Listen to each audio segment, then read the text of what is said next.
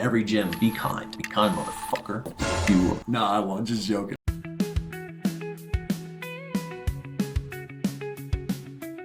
Hello friends, it's your pal Konzo. How you doing? Long time no see. I'm here to make a video on the questions that I usually get asked as someone who's been a physical fitness person for the last 14 years and a level 3 PT as of recently. I became a PT because a lot of people on social media would come to me with questions, and the best I had for them was kind of bro science, and still the best I have for them is bro science plus, I guess. But I'm taking to social media to, one, teach, because that's the best way for me to learn, and two, well, I guess social media is all I've ever known. Konzo fact. So today we're gonna have a quick chat. If you are a experienced lifter, there may be a few things here that you may have fun listening to. If you're a beginner, there are gonna be some things you can pick up, and if you're an expert, stop writing mean comments. Stop. I'm trying my best, goddammit. Stop sending it to that one guy. Like, he was making fun of me too. Fuck you, yeah. No, I'm just joking. But if you are an experienced trainer, if there's anything that you hear that you're like, that doesn't feel quite right, please send any resources you have over to me, anything that you disagree with. I'm doing this not only to help people learn what I know, but also to expand my knowledge myself. Say it in the comments, and I'd just love to learn. Here it comes. So the first question I got is, any tips in staying motivated and consistent? Now, I think a common misconception is that motivation is what drives people to the gym. It is actually habit. You'll get to a point when you've been lifting for a long time that if you don't go to the gym a certain amount of times, your week, your day, it feels quite off. Now, to get to that becomes logistics. You need to look at your actual plan, your schedule for the week, or what time you have, and say, at this time on these days, I am going to the gym, or I am doing physical fitness, and I'm gonna bring myself there to do it. And if you just drive yourself to the parking lot of the gym and you go home, that's fucking something. That's a win in my book. There are gonna be days where you can't do it. It happens to the best of us. There are 1,000 other lifting days you have in your lifetime. Feel free to move things around, but stay consistent, stay within that habit, and eventually it's not motivation that will bring you there. It is that consistency that becomes habit. Okay. These are the days I'm gonna go, and eventually if you do that long enough, you're gonna be there. It's gonna be amazing. I know, mind-blowing. But the main point is, do not rely on motivation. Motivation will start asking questions, it'll get your foot through the door, but if you want to keep going, you need to look at your calendar and you need to make those plans. Another person asked, what is the most important gym rule? Every gym is going to have a different set of rules. If you're thinking about what is the most important etiquette when it comes to the gym, it is kindness. If you have ever been to the gym and you've seen a group of young lads and you felt like they're being unkind to you, that's not a place that feels inviting. And that may be the end of someone's fitness journey for a year or 10 years. You could honestly change people's lives for the worse by being unkind. It just takes one ill look or one misplaced laugh that someone believes is going towards them, and you've crushed their confidence. And that is a huge responsibility to take on, to say that you've ended someone's dream or you've pushed it into the far future by being unkind. So there are a lot of rules when it comes to the gym when it comes to putting things away and making sure you're not taking up too much space or letting people work in if you are using multiple machines. But my number one gym rule is, in every gym, be kind. Be kind, motherfucker. Nah, I won't. Just joking. ER nurse here, working 12-hour shifts, almost constantly moving. Don't sit much. Counts as cardio? It counts as getting your steps in, but unfortunately the human body is a quite adaptive thing. So if you are getting constant steps in, you are going to take in calories during your shift where you don't have a lot of time. Your body's going to get used to the amount of steps you're getting. It's going to get used to the amount of cortisone that is being released in your bloodstream. That's going to make it a little bit harder to lose weight. So while I wouldn't say it's never a bad thing to get your steps in, if you are working a job that is on your feet constantly, that is very stressful, that doesn't allow you to take mini breaks to properly eat during your shifts, you may find yourself gaining weight. You may find yourself struggling to lose weight or put on muscle. And it's a combination of those things that are kind of playing against you. So you might say to yourself, I'm getting a lot of steps in, so you may allow yourself something that you wouldn't otherwise allow yourself snack-wise, and that is going to play against you. So it's all a bit of a mental thing. Steps always count as the steps you're meant to get in. I wouldn't count as cardio because it's not really getting your heart rate over a certain point. Depending on your age, you want to get it between a range of medium exercise. You never want to go above the median for too long because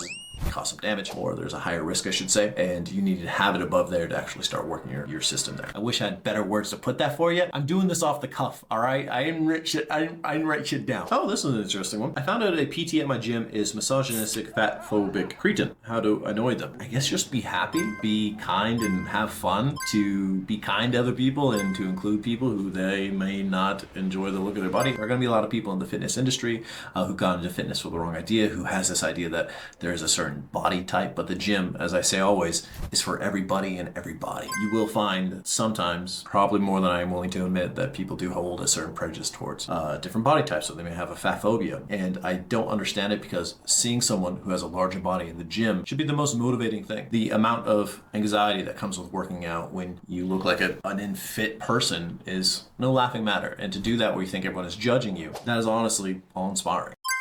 So if you want to annoy someone who is fat phobic or misogynistic, be in their spaces, enjoy it, take up room, take up space. Oh, this is an interesting one, and I think this one is very topical. What is your thoughts on GLP-1s? I think GLP-1s are a new tool which may address a problem that a lot of people are facing. Hypertension and obesity can lead to a lot of issues down the line. If there's something that can safely stop the food noise, which is something that we do not give enough attention, people who struggle with really high food noise and are unable to control their eating habits, especially later in the evening, that's no joke. That's something that you need a tool to fight against. I do not know the negative downsides of GLP-1s yet, because they are so new. It's going to take many years to see the long-term effects. But when it comes to GLP-1s, if you are losing a large amount of weight, especially because of a lack of appetite, you have to be more conscientious about your micro and macronutrients. You must be ensuring that you're hitting the goals that you need to, protein-wise, carb-wise, even vegetables and fruits.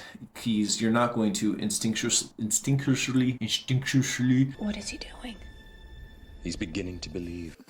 Eat as some of us may. If you are on GLP-1s and you are losing a lot of weight, I highly recommend for you to start weightlifting. Mostly because your bone density and your muscle may be affected by GLP-1s. We don't know to what extent yet. And the one nice thing you can do for your older self is to have strong legs and work on your bone density so you don't hurt yourself during a fall. So with large amounts of weight loss, I believe should be coupled with intense weightlifting. That's just my opinion. All right, so we get asked, I want to grow my chest more, but other than dips and push-ups, what should I do? So this person is obviously using bodyweight exercises to grow their chest. They may be hitting a plateau because their body only weighs so much. Now, when it comes to weightlifting, it's a mechanism, and you need to put tension on the mechanism for it to improve. So the chest here, made of the two main parts that we usually work out, main and upper chest. The mechanism that it is a push. So push day and pull day, this is where you kind of get those lingos for. So anything that I push away from my body, this muscle tightening up here is what can really drive my arm forward along with my front delt as well. So if you want to have a bigger chest, you can either work it out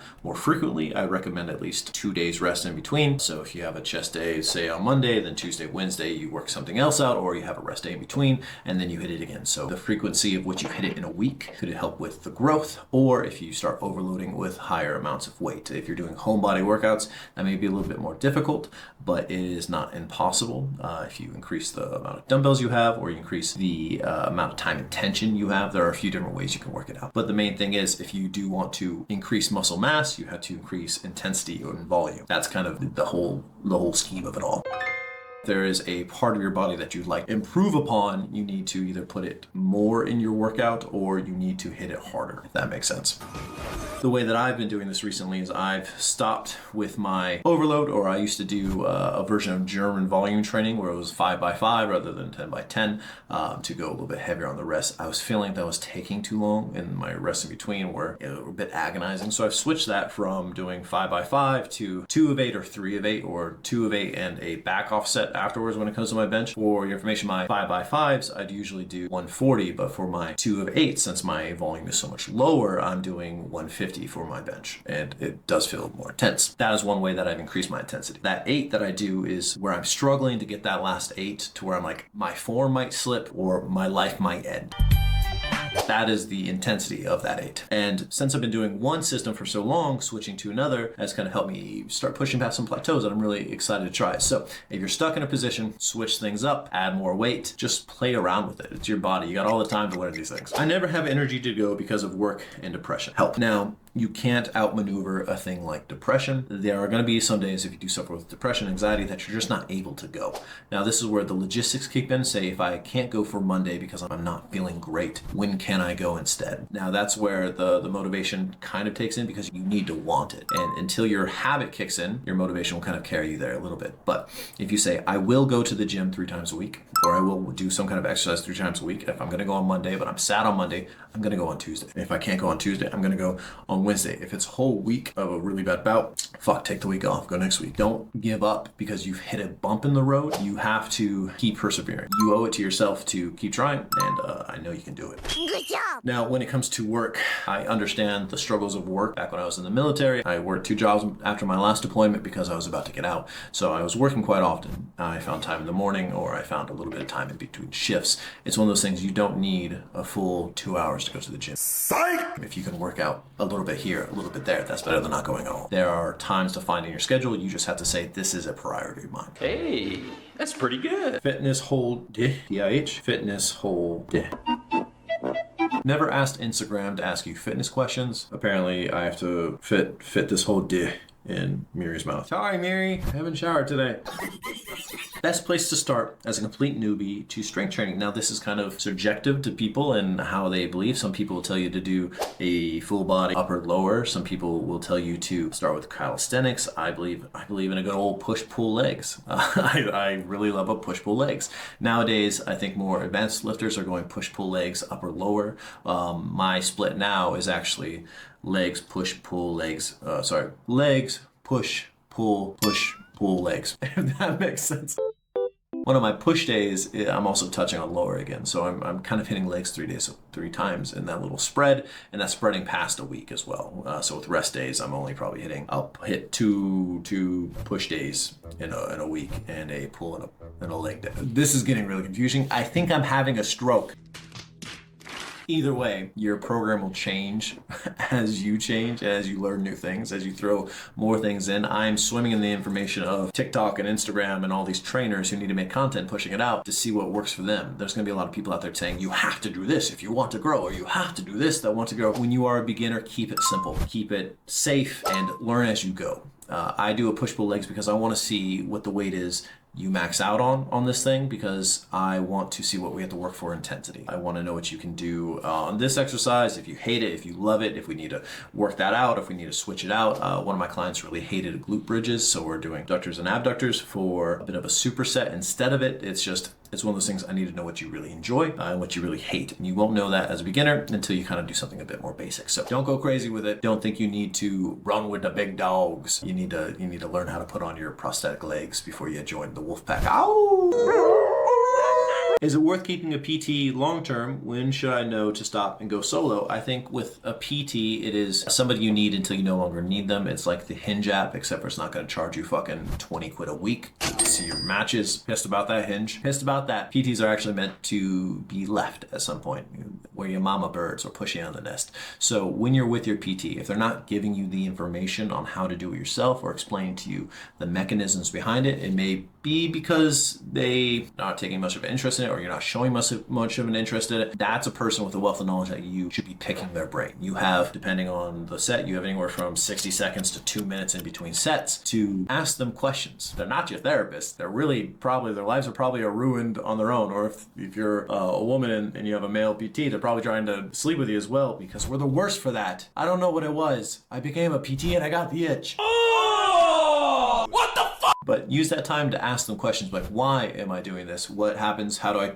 switch it up to feel it more here? And then eventually you won't need them anymore. And then you can also go back to them after a while, if you hit a plateau, to be like, I want a more intense program, or I feel like I'm not achieving these goals. During my 14 years of lifting, I probably used about 3 or 4 PTs myself to adjust my form, correct for anything, and to really touch back to base to make sure that I know what I'm doing and I'm doing it right. How to get big muscles fast. Insert SpongeBob meme blowing up arm.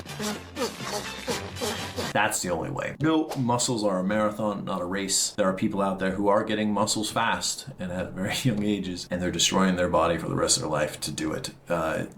We all work office jobs or this or that. We're not competing for Mr. Olympia. We do not need big muscles, and we don't need it fast. Take your time, enjoy the ride, enjoy the progress of it all. When you're first starting, you will see more progress at the very beginning, and then that may dishearten you when you're no longer seeing progress, but it's part of the ride. It's like going to a tattoo artist and saying, I just just want my hands tattooed to be perceived as tattooed. If that's your want, go get a muscle bodysuit. It's as simple as that. You don't gotta waste your time or money. You just want to be perceived as big. You have to if you want the mindset that comes with physical fitness and any kind of discipline of the physical arts. It's all about the journey, not the end goal. End goal. How do I ensure a calorie deficit if I'm trying to lose weight? That is something that I usually don't like to touch on weight loss and calorie deficits when it comes to such a large audience, because there are going to be some people watching this have a bit of a funny reaction or relationship to food, and I've seen people who count calories and it becomes a bit of an anxious thing to where they're always checking back of things. They go dig out things. They're always on their app trackers because their relationship to food isn't as healthy as it can be, or it causes them a little bit more anxiety than the rest of us. So the only thing I'll say is that when it comes to weight loss, it's one, why are you trying to get smaller? Huh? Take up some room. Be big. It's nice. Two, but it's all thermodynamics. You either need to consume less or you need to move more. I recommend moving more. Also, gaining larger or denser muscles will be more of a calorie sink, so you can enjoy being more satiated with food while maintaining a body that you'd like. But when it comes to making sure that you're doing this right, it's going to take a little bit of tracking and being honest with yourself about what your intake is for a couple weeks to know what your baseline is. And then I wouldn't recommend anything that more than 5% more than that baseline for a period of time. Like I said, I don't want to give specific examples to you, the person watching this thing, because it may not be right for you. But a general advice would be 5% less than that for a period of time. If you have more intense goals, you can go lower than that, but the body is a very adaptive thing. If you take away 5% of your calories for a period of time, your energy output would be lower to adapt for that, and you have to take another 5% there. So it's one of those things where it's very specific to you. And I ain't a dietitian. I'm just a fucking dude. I don't get the post-exercise buzz. Any tips on how to make going to the gym seem less like a chore? And this is gonna be a very controversial opinion for a guy who's gone to the gym for so long and who's now a PT, is that maybe the gym just isn't for you. Confetti. Mind-blowing. And the idea is I'm not going to try to fit a square peg inside of a round hole without spitting on it first. Fuck to and spit on that thing. Spit doesn't work, then maybe it's just not the right output for you, or outlet for you. There we go. That's the right word. Now, if going to the gym feels like a chore, you don't have to go to the gym. You can join a run club. If the social aspect of working out and exercising feels better to you, you can join a volleyball club, play badminton.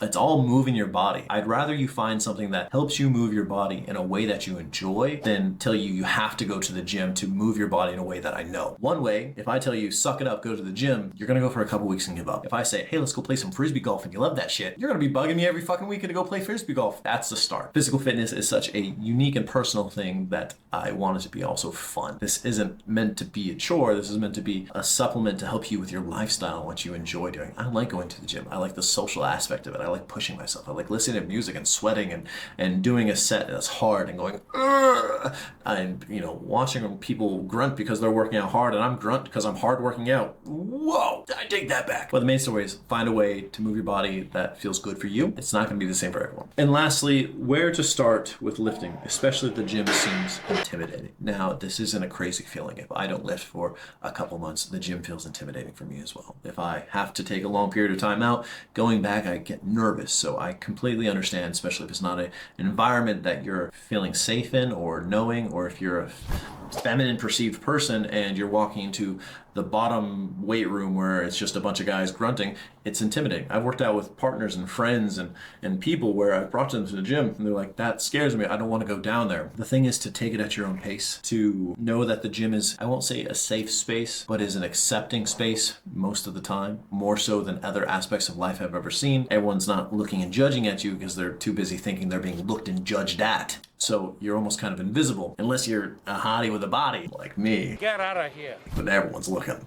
But take it at your own pace. Go with a friend. Go with a plan. If you have a plan, you'll feel more secure in what you're doing. Go with the acceptance that you're going to just maybe be on the treadmill for a little bit as you scope the playhouse. Go ahead of time. Talk to a PT there. Have them introduce you to not only people, but the gym itself, so you know where everything is. But most importantly, if you go there with purpose, then you are more secure in just finding that purpose and doing that and getting out of there. My mom never went to the gym.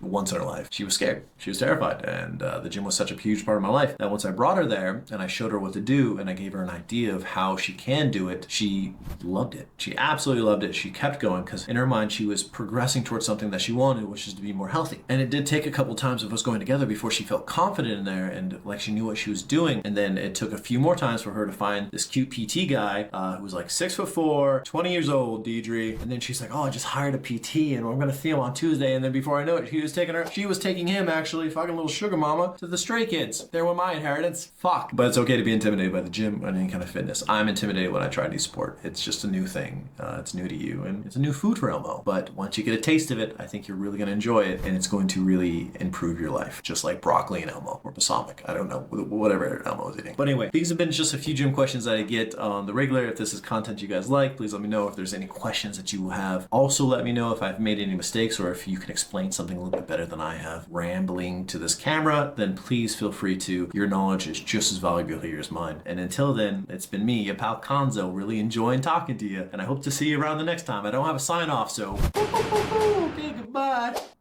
My phone folds. How cool is that?